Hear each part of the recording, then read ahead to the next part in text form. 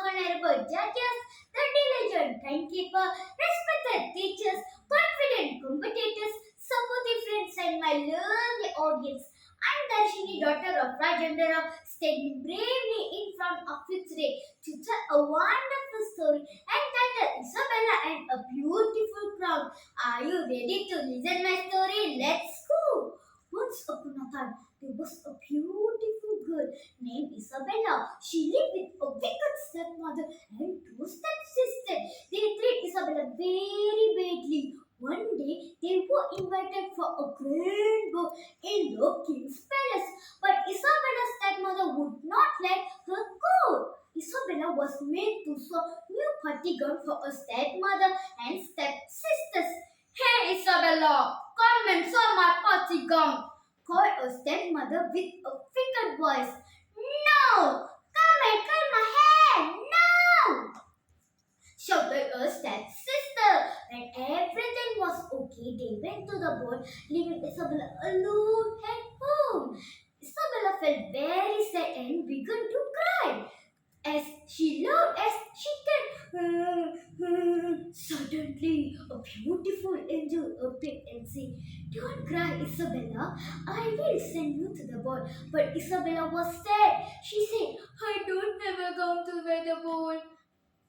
The angel waved her magic pen and changed Isabella's old clothes into a beautiful new gown. The angel then touched Isabella's head with a magic pen and she had a beautiful crown. "How will I go to the grand ball?" asked Isabella. The angel found 6 hamsters playing near a gigantic pumpkin in the kitchen. She touched them with a magic pen and the hamsters became 4 shiny black horses and 2 coachmen, and the pumpkin turned into a golden coach. Isabella was over the moon and set off the ball and the coach drawn by the 6 black horses. Before leaving, the angel said, "Isabella, this magic will only last if no one touches you. Remember that." When Isabella entered the palace, everybody was struck by her beauty. Nobody, not even Isabella's stepmother or stepsister, could recognize her. The prince has also fell in love with Isabella. He went to her and asked, "Do you dance with me?" And Isabella said, "Yes." She forgot the angel's word. What happened?